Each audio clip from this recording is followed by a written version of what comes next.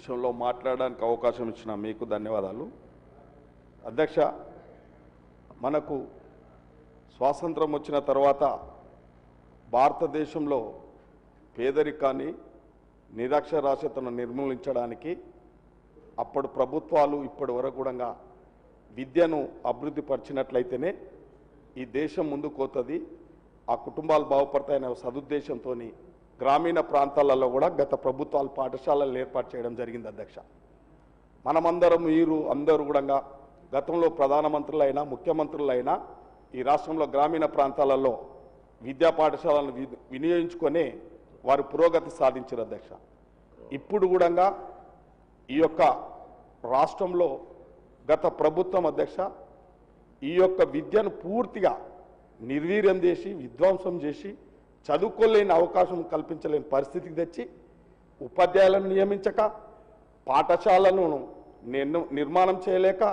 మౌలిక వసతులు కల్పించలేక ఎన్నో పాఠశాలలు మూతబడ్డన సందర్భంలో మన ప్రభుత్వం వచ్చిన తర్వాత రాష్ట్ర ముఖ్యమంత్రి గారు క్యాబినెట్ అంతా ఆలోచన చేసి ఈ యొక్క రాష్ట్రంలో విధ్వంసం చేయబడ్డ విద్యా వ్యవస్థను పూర్తిగా పురోగతి సాధించాలి, మౌలిక వసతులు కల్పించాలనే ఒక సదుద్దేశంతో ఈరోజు డిఎస్సీలు నిర్మించి ఉపాధ్యాయుల కొరత తీర్చి ఇలా పాఠశాలలో నూతనంగా నిర్మాణం చేపట్టి ఇంకా బాగా అంతర్జాతీయ స్థాయి విద్యా ప్రమాణాలు కల్పించాలనే ఆలోచనతోని రాష్ట్ర ముఖ్యమంత్రి గారు యంగ్ ఇంటిగ్రేటెడ్ పాఠశాలలు ఏర్పాటు చేయడం, ఈ పాఠశాలలో మాతాన కూడా మా నియోజకవర్గంలో రాష్ట్ర ముఖ్యమంత్రి గారే వచ్చి స్వయాన శంకుస్థాపన చేసి శరవేగంగా అంటే అధ్యక్ష ఇది నభూతో నా భవిష్యత్ అంటే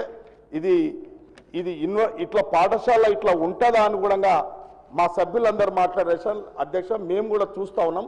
శరవేగంగా ఒక అద్భుతమైన ఇంటిగ్రేటెడ్ పాఠశాల నిర్మాణం చేపడతా ఉన్నారు. అధ్యక్ష, ముఖ్యంగా అప్పుడు ఇప్పుడు కాంగ్రెస్ పార్టీ పేదలకు ఎస్సీ ఎస్టీ బీసీ మైనార్టీలను అన్ని విధాల అంటే విద్య లేని వాడు వింత పశువు. అధ్యక్ష, మనం అందరం చూసినాం. అందుకే ఇవాళ గత ప్రభుత్వం అంతరాలను ఏర్పాటు చేసి ఎస్సీ ఎస్టీ బీసీ గురుకులాలు ఇచ్చి మా మిత్రులు సత్యం అన్నట్టుగా పిట్టగూడు లాంటి అడ్డభావాలలో పెట్టి ఇలా ఎన్నో ఇబ్బందులకు గురైన అధ్యక్ష, సరిగ్గా వసతులు లేక ఎన్నో ఇబ్బందులు పడ్డారు. కాబట్టి ఈ ప్రభుత్వం వచ్చిన తర్వాత విద్యను పూర్తిగా అభివృద్ధి చేసినప్పుడే ఈ రాష్ట్రం ముందుకు పోతుందని చెప్పి ఈ ప్రభుత్వం తీసుకున్న నిర్ణయం వర్ణాతీతం. రాష్ట్ర ముఖ్యమంత్రి గారికి క్యాబినెట్ గారికి నేను ప్రత్యేకంగా ధన్యవాదాలు తెలియజేస్తున్నాను. అధ్యక్ష, మనమందరం అటువంటి పాఠశాలలో చదువుకొని ఇంత ఉన్నత స్థాయికి చేరడం అంటే విద్యనే కారణం. అధ్యక్ష, విద్యను అందించినప్పుడు ఆ యొక్క మనిషి జీవితం మారుతూ ఉంది, సంస్కారం మారుతుంది, ఆ కుటుంబం మారుతుంది, ఆ గ్రామం మారుతుంది, ఆ రాష్ట్రం మారుతుంది, ఆ దేశం మారుతుంది. కాబట్టి ముఖ్యంగా ప్రభుత్వాలు విద్యకు అత్యంత ప్రాధాన్యత ఇవ్వాల్సిన అవసరం ఉంది. కాబట్టి ఈ రాష్ట్ర ప్రభుత్వం విద్యకు అత్యంత ప్రాధాన్యత ఇచ్చినందుకే ఇలా ప్రజలందరూ సంతోషంగా ఉన్నారు. అధ్యక్ష, అన్ని వర్గాలు సంతోషంగా ఉన్నారు. అధ్యక్ష, ఈ యంగ్ ఇండియా అంటే అందరినీ కలిసి ఒకతానే చదువుకునే అవకాశం ఇచ్చిందంటే సమసమాజ స్థాపన, సామాజిక న్యాయం, ఇంటిగ్రేటెడ్ స్కూల్లో అన్ని ఆటలు కూడా నిర్వహించుకోవడానికి ఫుట్బాల్ గేమ్స్ కానీ బాస్కెట్ గేమ్ కానీ వాలీబాల్ కానీ అన్ని ఒకటే చోట అవకాశం కల్పించడం మంచిది. కాబట్టి ఇది చాలా మంచి నిర్ణయం. అధ్యక్ష, ఈ ప్రభుత్వానికి రాష్ట్ర ముఖ్యమంత్రికి ధన్యవాదాలు తెలియజేస్తున్నాం. అధ్యక్ష, శ్రీ దానం నాగేందర్ గారు.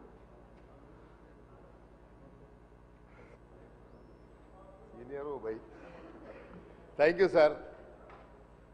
ముఖ్యమంత్రి గారు ప్రవేశపెట్టినటువంటి ఈ ఇంటిగ్రేటెడ్ స్కూల్స్ గ్రామీణ ప్రాంతాల్లో ఇప్పుడే మా సహచర శాసనసభ్యుడు అక్కడ జరుగుతున్నటువంటి డెవలప్మెంటు ఫొటోస్ కూడా అన్ని హౌస్లో చూపించారు. అధ్యక్ష, దురదృష్టం ఏంటంటే మాకు హైదరాబాద్ సిటీలో స్థలం లేదు. ఒకవేళ స్థలం ఉంటే అంత కావాల్సినటువంటి ఎంతైతే వాళ్ళు మరి 25 ఎకరాల స్థలం ఉంటే తప్ప ఇంటిగ్రేటెడ్ స్కూల్ కట్టేటువంటి అవకాశం లేదు. కాబట్టి హైదరాబాద్కు ప్రత్యేకంగా ఏదన్నా ఒక యాక్షన్ ప్లాన్ తయారు చేసుకొని ఆ అలాట్మెంట్ అనేది ల్యాండ్ అంతా కాకుండా తగ్గించి ఒకటి, రెండవది ఎగ్జిస్టింగ్గా ఉన్నటువంటి చాలా గవర్నమెంట్ స్కూల్స్. ఉదాహరణకు నేను ఒక్కటి చెప్తాను. ఈ మధ్య కాలంలో అనుకుంటే 2 months 3 months కిందనో డియూ గారిని తీసుకొని మా నియోజకవర్గంలో బంజారాయిల్స్లో ఉదయనగర్ అని ఒక బస్తీ ఉంది అధ్యక్ష. పూర్తిగా బడుగు బలహీన వర్గాలు, ఎస్టీలు, మరి పేద ప్రజలు నివసించేటువంటి ప్రాంతం. అక్కడ స్కూల్ బిల్డింగ్ లేదు. అయితే అక్కడ టెంపుల్ స్థలంలో ఒక స్కూల్ బిల్డింగ్ని ఆ టెంపుల్ వాళ్ళు డొనేట్ చేస్తే అందులో ఒకటే ఫ్లోర్ ఉంది. ఒక్క ఫ్లోర్లో అధ్యక్ష you will be surprise to know సుమారు 60-70 మంది డిఫరెంట్ క్లాసెస్ ఒకటే రూమ్లో నడుస్తున్నాయి. నేను ఇన్ఫ్యాక్ట్ అలా దృష్టికి తీసుకొచ్చాను అధికారుల దృష్టికి. తమ ద్వారా నేను గౌరవ మంత్రి గారిని కోరేది ఏంటంటే ఆ ఉదయనగర్లో ఇంకొక ఫ్లోర్ కట్టుకోవడానికి కూడా ఆ టెంపుల్ కమిటీ వాళ్ళు పర్మిషన్ ఇస్తామంటున్నారు. కట్టి అక్కడ కనీసం డ్రింకింగ్ వాటర్ ఫెసిలిటీ లేవు, ప్యూరిఫైడ్ వాటర్ తాగడానికి ఆ వాటర్ ప్లాంట్స్ కూడా లేవు. కాబట్టి అదొకటి కేటాయించి కావాల్సినటువంటి ఇన్ఫ్రాస్ట్రక్చర్ అక్కడ ఇవ్వాలని చెప్పి ఒకటి అధ్యక్ష. రెండోది అధ్యక్ష, ప్రభుత్వ పరంగా ఈరోజు ఎన్నో ఎడ్యుకేషన్ ఇన్స్టిట్యూట్స్ అన్ని రకాలుగా రాయితీలు పొందుతూ ఉన్నాయి. ఫర్ ఎగ్జాంపుల్ నేను ఒక ఇన్స్టిట్యూట్ పేరు చెప్తాను అధ్యక్ష. మా నియోజకవర్గంలో జూబ్లీస్లో భారతీయ విద్యాభవన్ అని స్కూల్ ఉంది అధ్యక్ష. దాంట్లో government as a matter of policy ఒక పర్సెంటేజ్ కేటాయించడం జరిగింది. ఎస్టీ, ఎస్సీ, బీసీ మైనార్టీలకు ఇంత పర్సెంటేజ్ సీట్లు ఇవ్వాలని. అది ఎప్పుడు ఇస్తారో, ఎక్కడ ఇస్తారో, ఎందుకు ఇస్తారో ఏది తెలియదు. ఈ మా నియోజకవర్గం కానీ ఎక్కడి నుంచైనా ఒక రిప్రజెంటేషన్ వస్తే మేము పంపిస్తే సార్ ఈ కోటా అయిపోయిందని చెప్తారు. ఈ కోటా సమాచారం మరి అధికారుల దగ్గర ఉందా, లేకపోతే వాళ్ళ మీద ఏమైనా యాక్షన్ ఇనిషియేట్ చేస్తారా? ఏ మన దీంట్లో తీసుకుంటున్నారు, పారామీటర్స్లో వాళ్ళు తీసుకుంటున్నారు, ఏ కేటగిరీ వైజ్గా తీసుకుంటున్నారు, తీసుకుంటే పూర్తి సమాచారాన్ని ప్రభుత్వం దృష్టికి తెస్తున్నారా లేదా? భారతీయ విద్యాభవన్ మాత్రం టోటల్లీ అధ్యక్ష అది సింగిల్ హ్యాండెడ్గా మొనోపలి అయిపోయింది. ఆ మొనోపలి ఇన్స్టిట్యూట్ని మనం కంట్రోల్ చేయాల్సినటువంటి బాధ్యత ప్రభుత్వం పైన ఉంది. కాబట్టి I request through you honourable minister sir, దయచేసి దీని మీద సీరియస్ యాక్షన్ తీసుకోండి. నేను ఏదో పేద ప్రజలకు ఎస్టీ, ఎస్సీ పిల్లలు చదవాలని కోరిక ఉంటుంది సార్. లైక్ మన పబ్లిక్ స్కూల్లో సార్, మా మంత్రి గారు కూడా పబ్లిక్ స్కూలే చదివారు. మరి మేమంతా నిజాంలో చదివినాం, అందరూ పబ్లిక్ స్కూల్లో చదివిన వాళ్ళమే. కాబట్టి అక్కడ కేటగిరీ ఉండేటప్పుడు ఇచ్చేవాళ్ళు. అలా క్లియర్గా మెన్షన్ చేస్తారు, అక్కడ ఉన్నటువంటి బోర్డులో డిస్ప్లే చేస్తారు. బట్ వేరే భారతీయ విద్యాభవన్ అసలు కనీసం ఎవరికి అపాయింట్మెంట్ ఉండదు, పేదవాడు ఎంట్రీ కూడా ఉండదు. కాబట్టి దీని మీద సీరియస్ యాక్షన్ తీసుకోవడానికి మంత్రి గారు ఐ హోప్ డెఫినెట్లీ ఆయన కూడా హైదరాబాద్తో చాలా కనెక్టెడ్ ఉంది కాబట్టి he knows everything about Hyderabad. I hope definitely will answer my question. Thank you sir. చాలామంది గౌరవ సభ్యులు సప్లిమెంటరీ క్వశ్చన్ అడగాలనుకుంటున్నారు, కానీ సభా సమయం చాలా విలువైంది. క్వశ్చన్స్ మొత్తం కావాలంటే మనము 0 hourలో మీకు అవకాశం ఇవ్వబడుతుంది. కాబట్టి గౌరవ మంత్రి గారు జవాబు ఇవ్వాల్సిందిగా కోరుకుంటున్నాను.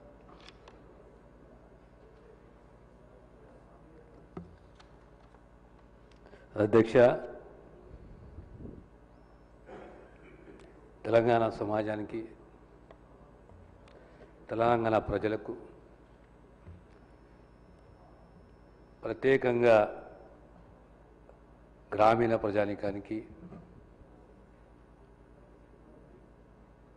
క్వాలిటీ ఎడ్యుకేషన్ అందియాలనే ఒక తపన మా ప్రభుత్వాన్ని, రాష్ట్ర ముఖ్యమంత్రి రేవంత్ రెడ్డి గారిది. మా ప్రభుత్వమే కానీ, నాయకత్వమే కానీ, మేమే కానీ దృఢంగా విశ్వసించేది, నమ్మేది education is only tool which can change the society. ఈ విద్య ద్వారా ఆత్మస్థైర్యము, ధైర్యము, జీవన విధానము, సంస్కారము అన్నీ మారుతాయి. విద్య అనేది చాలా ముఖ్యమైన అంశం సమాజంలో.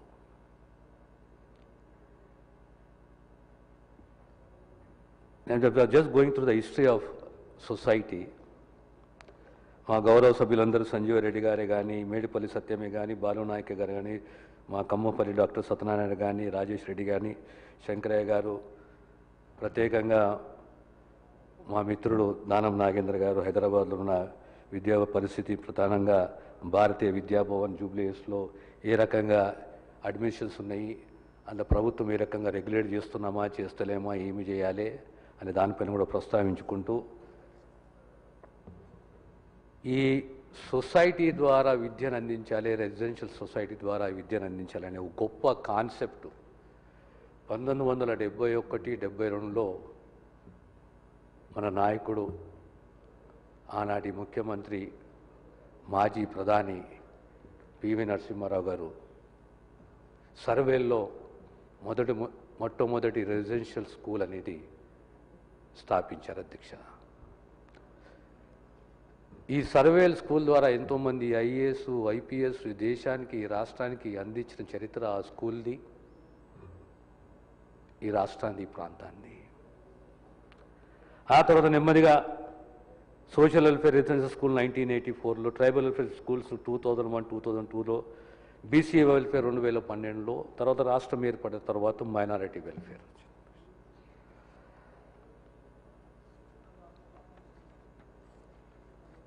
2014-2023 మధ్యలో సుమారు 642 రెసిడెన్షియల్ స్కూల్స్. ఈ రెసిడెన్షియల్ స్కూల్లో పిల్లలు సంఖ్య 5,60,000.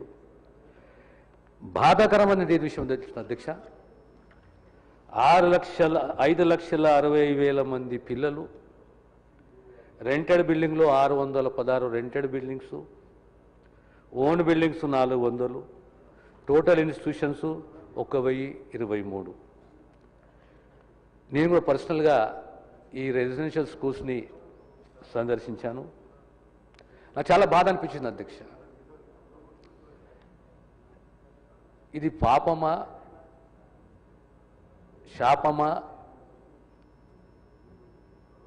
ఆ పేదవాని, ఆ కుటుంబం యొక్క పేదరికము, ఆ కంపల్షను, ఆ స్కూల్కు ఆ పిల్లలు పంపించడము, బెడ్స్ ఉన్నా అకామిడేషన్ లేదు, అదే డార్మెటరీ, అదే డైనింగు, అదే క్లాస్ రూము, ఆ రకంగా వ్యవస్థ. రెంటెడ్ బిల్డింగ్స్ సుమారు 617 రెంటెడ్ బిల్డింగ్స్ అధ్యక్ష. ఇవన్నిటిని దృష్టిలో పెట్టుకొని ప్రభుత్వం గొప్ప ఆలోచన చేసింది. రాష్ట్రంలో 105 యంగ్ ఇండియా ఇంటిగ్రేటెడ్ రెసిడెన్షియల్ స్కూల్స్ని మంజూరు చేయాలి. ప్రతి ఒక్క స్కూలు 200 కోట్లు వల్ల సుమారు 50 కోట్లు జీఎస్టీ అని ట్యాక్సెస్ పోగా 150 కోట్లతోటి ఈ నిర్మాణాలు చేపట్టాలి. సుమారు 25 ఎకరాల భూమి. ఇందులో ప్లాన్ ఎలా ఉంది అంటే అకాడమిక్ బ్లాకే కానీ, డార్మెటరీ బ్లాకే కానీ, డైనింగ్ కమ్ కిచెన్ బ్లాకే కానీ, ప్రిన్సిపల్ క్వార్టర్సే కానీ, టీచింగ్ క్వార్టర్సే కానీ, తర్వాత multipurpose hall, skill development, library, దాంతో సహా ప్లే గ్రౌండ్. 25 ఎకరాలలో సుమారు 200 కోట్లతోటి రాబోయే 2 సంవత్సరాలలో ఇవి పూర్తి చేయాలనే ఒక ఆలోచన ప్రభుత్వానికి ఉన్నది. ఇందులో టెండర్ పిలిచింది 76కి సంబంధించి అధ్యక్ష. టు బి టెండర్ 3 ఉన్నాయి. అందులో ఆదిలాబాద్ కూడా టెండర్కు రాబోతుంది అధ్యక్ష. ఇకపోతే ఈ బడ్జెట్ కేటాయించాము. రాబోయే 2 సంవత్సరాల్లో ఈ అద్భుతమైన ఆలోచన ఈరోజు ఫౌండేషన్లు టెండర్ ప్రక్రియ పూర్తి చేసుకొని ఫౌండేషన్లు పనులు మొదలైనవి 12 రెసిడెన్షియల్ స్కూల్స్, మిగతా స్కూల్స్ కూడా పనులు మొదలవుతాయి. రాబోయే 1 లోపల ఇవి కంప్లీట్ చేయాలని ఒక ఆలోచన అధ్యక్ష. దానికి తోడు ప్రధానంగా పార్టీలకు అతీతంగా అందరి యొక్క కన్సర్నే కానీ, కమిట్మెంటే కానీ, విజనే కానీ, క్వాలిటీ ఎడ్యుకేషన్, మన పిల్లకు కంఫర్ట్సే కానీ, స్పోర్ట్సే కానీ, ఇవన్నీ వాళ్ళకి అందియాలి, ఇంక్లూడింగ్ సెక్యూరిటీ అమ్మాయిలకు. మా గౌరవ సభ్యులు సంజీవ్ రెడ్డి గారు చెప్పారు, వాళ్ళ ఏరియా ఎప్పుడు కూడా నారాయణఖేడ్ బ్యాక్వర్డ్ ఏరియా కుంటా వాళ్ళు మంచిగానే పనులు చేసుకుంటారు, కానీ బ్యాక్వర్డ్ ఏరియా అంటూనే ఉంటారు. కానీ ఇది యథార్థమే. వారు ప్రస్తావించింది డిఎస్సిని మనం నిర్వహించిన సుమారు 11,000 అపాయింట్మెంట్ చేసినాము. ఆ తర్వాత మెస్ ఛార్జెస్ కానీ, కాస్మెటిక్ ఛార్జెసే కానీ, ప్రధానంగా ఈరోజు మనం ప్రీ ప్రైమరీ స్కూల్స్ కూడా ప్రారంభించుకుంటున్నాము. తర్వాత సోషల్ వెల్ఫేర్ హాస్టల్స్ పైన ప్రత్యేకంగా ప్రభుత్వం దృష్టి సారిస్తుంది అధ్యక్ష. అదే రకంగా ఈ ట్యూటర్స్ పోస్టు ఖాళీ ఉన్నాయి, దానికి సంబంధించి కూడా ఫిలప్ చేయాలని చెప్పేసి ప్రభుత్వం దృష్టికి తీసుకొచ్చారు. తర్వాత ఒక మంచి సూచన ఆలోచన గౌరవ సభ్యులు ఇచ్చారు. ఆ సర్వీస్ టీచర్ సర్వీస్లో కనీసం 5 నుంచి 6, 7 సంవత్సరాలు మారుమూల ప్రాంతాలలో వాళ్ళు సేవలు అందించాలి, విద్యా బోధన అందించాలి అనేది ఒక సూచన అధ్యక్ష. గవర్నమెంట్ విల్ ఎగ్జామిన్ అనేది తమ ద్వారా గౌరవ సభ్యులకు తెలియజేస్తున్న అధ్యక్ష. అదే రకం బ్యాక్వర్డ్ ఏరియాస్లలో ప్రధానంగా ఫిషరీ రీసెర్చ్ సెంటరే కానీ లేదా ఏదైనా యూనివర్సిటీ బ్రాంచే కానీ ఓపెన్ చేయాలని చెప్పింది మా గౌరవ సభ్యుల అధ్యక్ష. అదే రకంగా ఆనాడు బీసీ వెల్ఫేరే కానీ, ఎస్సీ వెల్ఫేరే కానీ, ఎస్టీ వెల్ఫేర్ ఉంటే ఈరోజు గొప్ప ఆలోచన, కులాలకు అతీతంగా, వర్గాలకు అతీతంగా ఇంటగ్రేటెడ్ స్కూల్ ఉండాలి from 5th to 12th. Quality ఉండాలి, కంఫర్ట్ ఉండాలి, కాంపిటీషన్ ఉండాలి అనే ఒక ఆలోచనతోటి, ఈ అద్భుత ఆలోచనతోటి ఈరోజు 105 ఈ స్కూల్స్ని చేపట్టినాము. అదే రకంగా ఉస్మానియా యూనివర్సిటీకి 1000 కోట్లు, తర్వాత మా బాలు నాయక్ గారు ప్రస్తావిస్తూ అన్నిట్లో బ్యాక్వర్డ్ ఏరియా అనేది దేవరకొండ ప్రాంతము, దానిపైన ప్రధానంగా ఆశ్రమ స్కూల్స్కు సంబంధించి ఇన్స్ట్రక్టర్స్కు వాళ్ళ ఉన్న యొక్క సాధక బాధకులను పరిష్కరించాలని చెప్పి బాలు నాయక్ గారు తెలియజేశారు. అదే రకంగా చివరగా మిత్రుడు దానం నాగేందర్ గారు భారతీయ విద్యాభవన్, దానికి తోడు ఉదయనగర్కు సంబంధించిన బంజారాయిల్స్ ఉదయనగర్ సంబంధించిన ఒక ఫ్లోర్లో స్కూల్ ఇప్పుడు నడుస్తుంది. ఇంకో ఫ్లోర్ కూడా ఆ టెంపుల్ కమిటీ పర్మిషన్ ఇచ్చింది, దానికి మంజూరు కావాలని చెప్పేసి వారు తెలియజేశారు అధ్యక్ష. దాన్ని కూడా ప్రభుత్వం పరిశీలించి తగు చర్య తీసుకుంటుందని తమ ద్వారా గౌరవ సభ్యులకు తెలియజేస్తున్నాను. ప్రధానంగా భారతీయ విద్యాభవన్కు సంబంధించి ఆ అడ్మిషన్ ప్రక్రియ ఏ రకంగా ఉన్నది అనేది ఒకసారి ప్రభుత్వం ఎంక్వైరీ చేసి ఆ తర్వాత గౌరవ సభ్యులకు తెలియజేస్తారని చెప్పి తమ ద్వారా సభకు తెలియజేస్తున్నాను అధ్యక్ష. క్వశ్చన్ నంబర్ 1284 గౌరవ మంత్రి గారు దామోదర్ రాజనరసింహ గారు.